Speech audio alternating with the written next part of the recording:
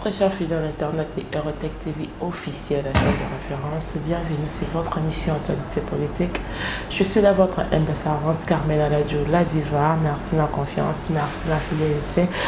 Là, je dis bonjour à mon papa Jean-Louis Kabea. Bonjour à toi. Merci, c'est Madame, Monsieur Jean-Silo, la plateau. Bonjour, Monsieur Jean-Silo. Bonjour, Carmen. Bonne santé. Santé, Zamalam, on est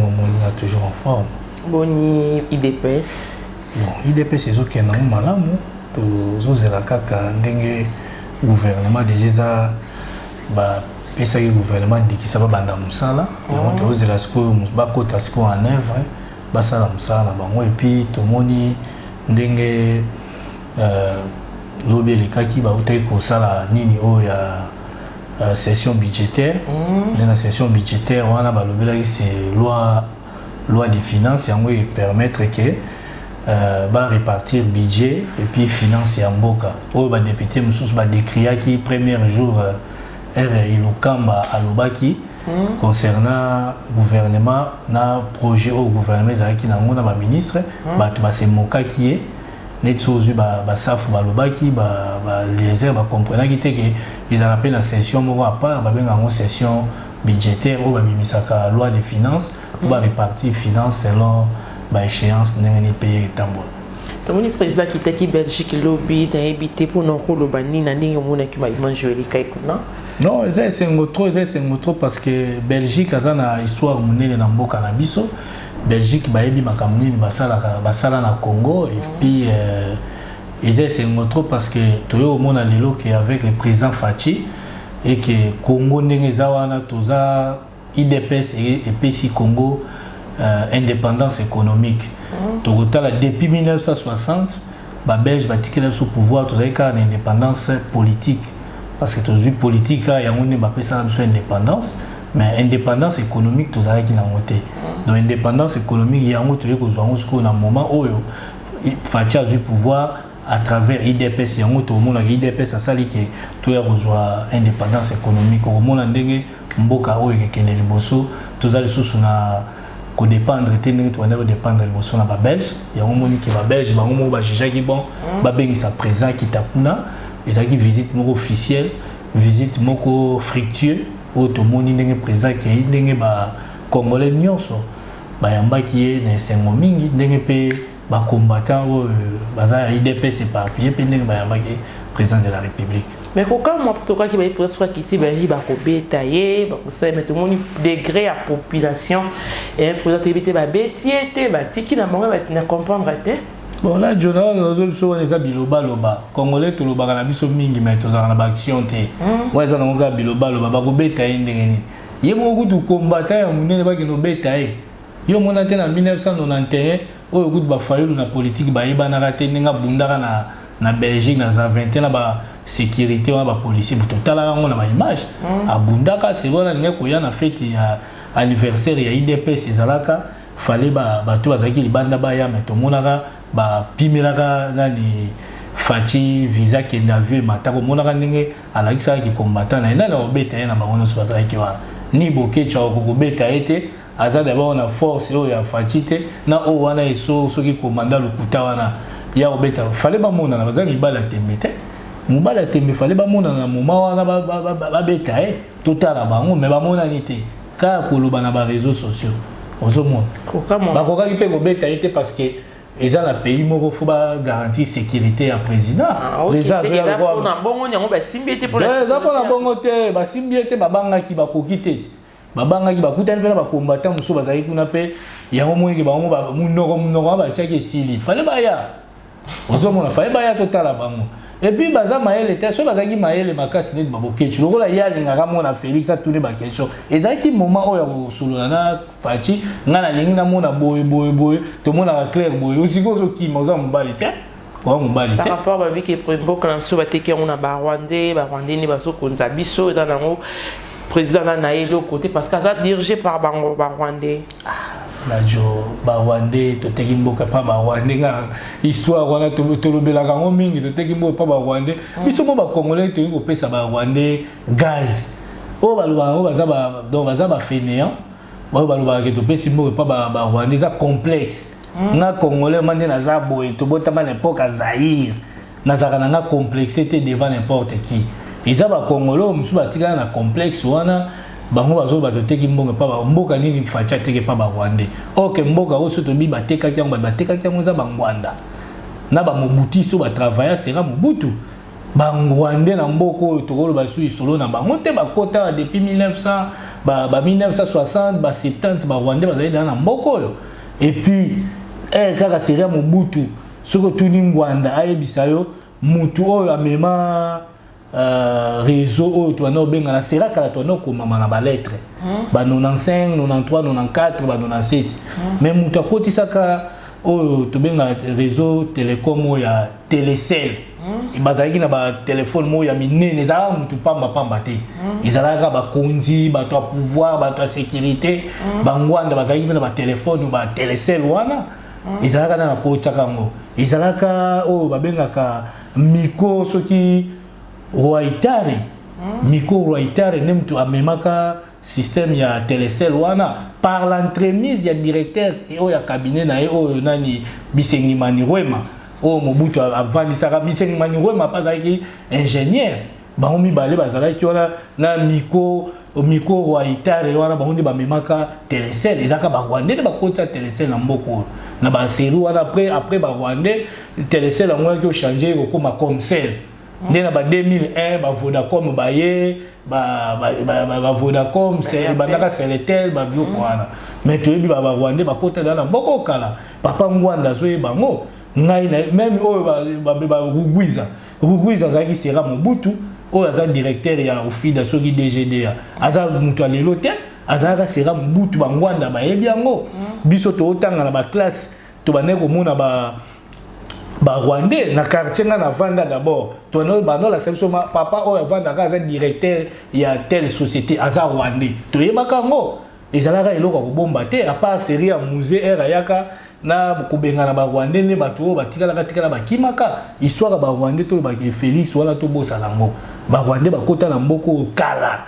et puis ba travailler mingi pe ba botina ba Congolais donc eza ko bateke Félix ateki mboko pa ba Rwandais bangwanda ne bateka mboko pa ba Rwandais na ba Mobutu soki nazo kosa papa ngwanda ayebi ke directeur a cabinet Mobutu Bisengimana Rwema ozomona oyo pe Bisengimana muso azalaki na police oyo soki azalaki général colonel azalaka na garde civile sera Mobutu oyo akoma colonel la police Bisengimana mo azalaki police azalaki garde civile ne ayo koma ba travailler peut-être à l'époque azalaki na ba grand frère na biso na garde civile yango ozomona ki nani wana Bisengimana ayo koma colonel général Sédar Kabila oyo azalaki ya police oyo ayo tia inspecteur la police wana donc pour dire que histoire ba Rwandais eza histoire kala et que senga biso ba Congolais to vanda to ça la table ronde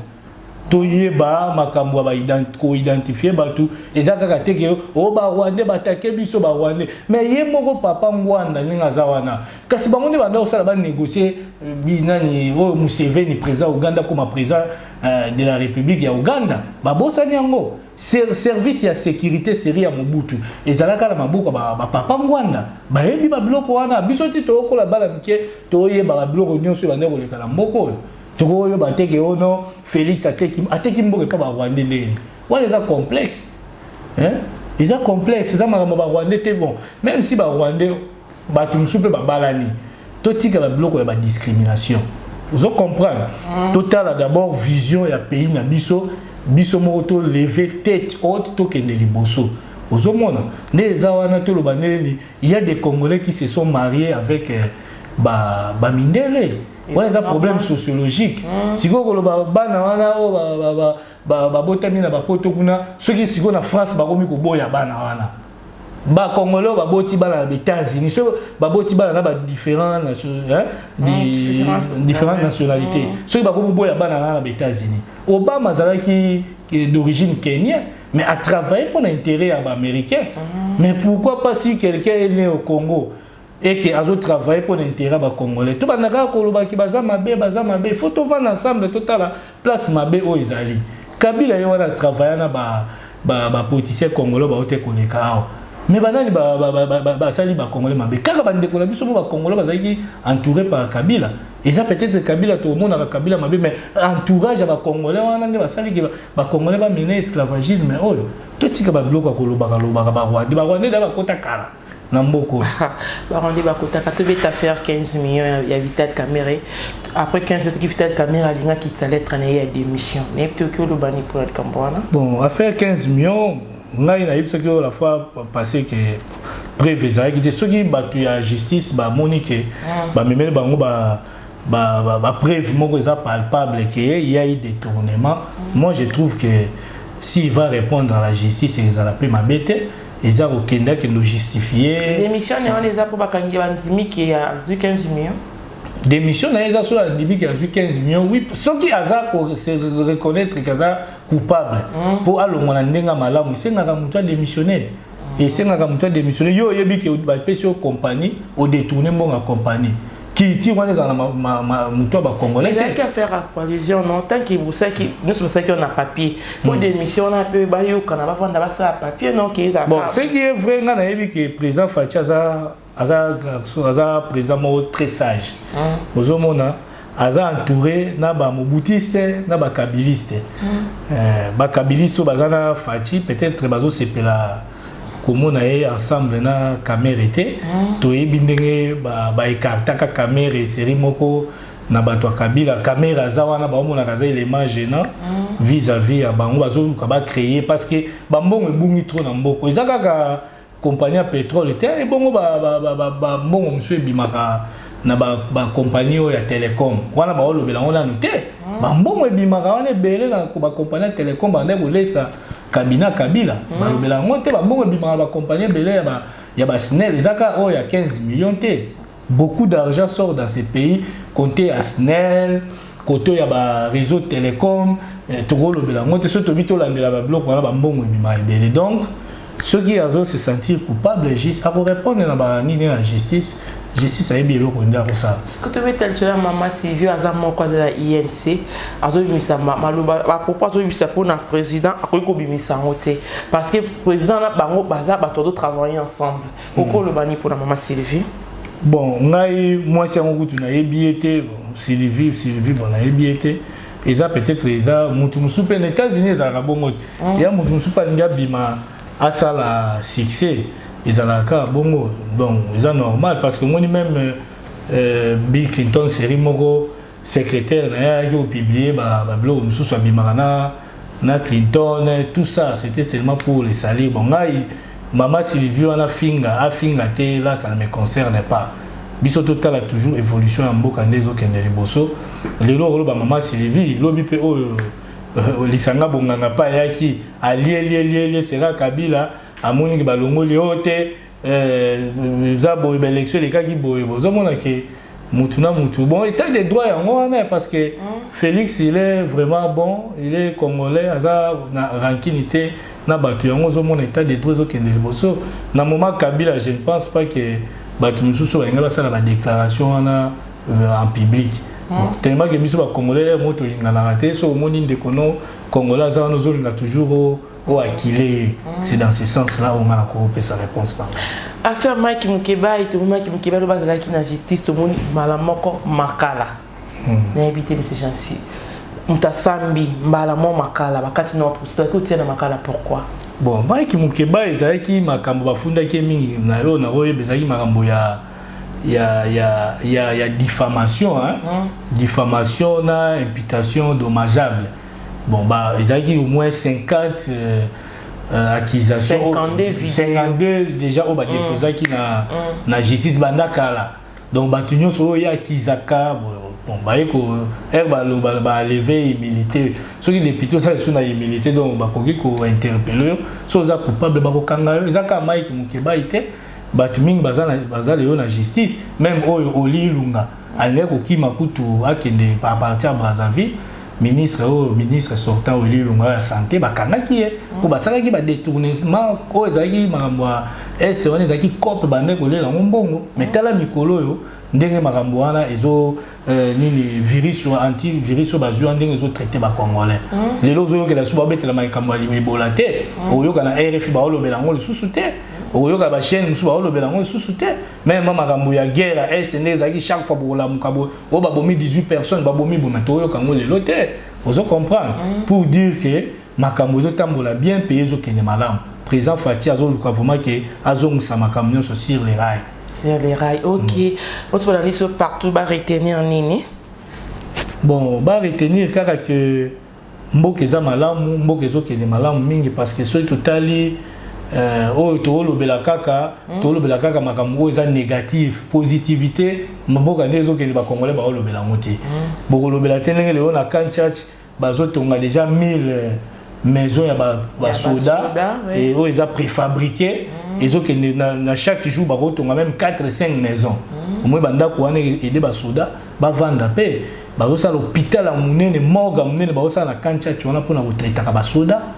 ozo wana tozo lobela te tozo mona te ke ba école eza na kancha tu ba bomisi wana bana ba soda bazo tanga bana ba blessé de guerre wana bazaki abandonné bazo tanga bazaki liboso ko tanga ba vendre na mabanga ba vendre na ba boîte ya manzanza pour batanga mais ba ndeko vanda na ba mabanga mais bazo futa appel sous minerval mais lelo ba tsheli bango ba pipitre bazo tanga tozo lobela ngote donc to mona kaka toujours négativité sur négativité donc oh to koloba ke totika ba bloko wana pays oh nyoso ko sala erreur ba justice aza na droit ko landela e ozo comprendre ils a été que mutu moza au-dessus de la loi so to lobika oh ya yibi batali parce que ils ont bien été au ministre nous sur oh le lot de travail soit détourné justice faut l'andela ya on a eu ça on a mission mo ba et le sala matin na Congo ba nommer ce ko ba inspecteur ya finance ko ba ndolandela ba dépenses nous désolé ka ozo mona que ils ont malamu mingi et puis nazolo bela susu na lisolo ya Fayulu dernièrement peut-être au bosani ko tuna nga ba question wana Fayulu a uti lobana na RFI bon pour ya mesana ko lobana ba radio pour nga na tikala ko kana no kondo Etienne Tshisekedi te paix à son âme abimaka na ba radio lobaka de n'importe quoi yé ko loba toujours na ba radio na ba réseaux sociaux azolo ba que non la Belgique va acquérir les fruits Albanie la Belgique va acquérir les fruits de l'escroquerie électorale OK yé mutaza grand escroc ya ba escroc. Parce que comment se fait-il que en Suisse, na ba mininga la Genève, boye ba ki ke cahier des charges qui partout eza populaire, partout en expérience, ou que même ba élection, mais bo ça l'escroquerie. Bo lugi bo écarter IDPS, bo zui bo bimisi Félix so ki 4e. Matungulu abimi 2e mais Matungulu to yebi ata la base mo côté. Azata na 10 personnes, était 20 personnes au bazaki na sima. Faut pas voter pour tester ma base. Il faut ça na base quoi? Faut ça na base. Non, voter sur la base. Soit la sous-bassement dans la politique. Qui est le sentiment ya Monica Liste bien voter non. Là, je tika bloc on a problème de sous-bassement. Soit la base était aux ouatés. Quand il fallait le total la seconde en 2023, si vraiment batouana ba oh bazala ki wana o ba kene ko voter na loyenge, so ba voter les sous. Parce qu'on sentir que déjà la communication na ba ne ko ba mabe mingi ya président de la République. Ba bandi ko la de la président de ba diplôme na ye, to luka mutu mo za savant. Oh yebaka ngola jo savant abota kaka savant. Kizengi pe abota kizengi parce que Etienne Tshisekedi azaki maeli faut abota mwana mo paza maeli toujours mwana maeli abota ba bizengi bon za ba rare mais on a ba tumingi na kutana savant muntu savant bota ka savant kizengi pa bota kizengi yango mona lelo gratuité scolaire au mona que Etienne Tshisekedi atanga na ba kana nga azaki maeli c'est un enfant qui brillait. Ba mindele ba juye ti ba yeko tinda e assisi ba tese ba yeko tinda na lovanium a briller ayeko bima docteur en droit donc vous comprendre que Kazaki mutu moi maele biso to benga bato ba benga ba les enfants moi so boti moi ba benga bana wana ba enfant super tonique donc bana mo bazaka so bota meza na inane akendo simba boy amata boy akende boy aluka ye banyoso ndenge ba fachi baza ndenge pe nga pe mwana na ngaza vous comprenez donc bana wana bazalaka toujours ba finira ko comme ba grands hommes na venir na ba. OK monsieur Jancy, mot de la fin donc na lobby vraiment que to sepeli mingi nde président keko na Belgique et puis ndenge za wana eza déjà indépendance économique oyo tozangaka na 1960 yango lelo tozwi yango to soutenir ye et surtout na kosenga na président azala vraiment clair vis-à-vis ya ba Belge c'est ndenge apesaki kaka coopération na ye oyo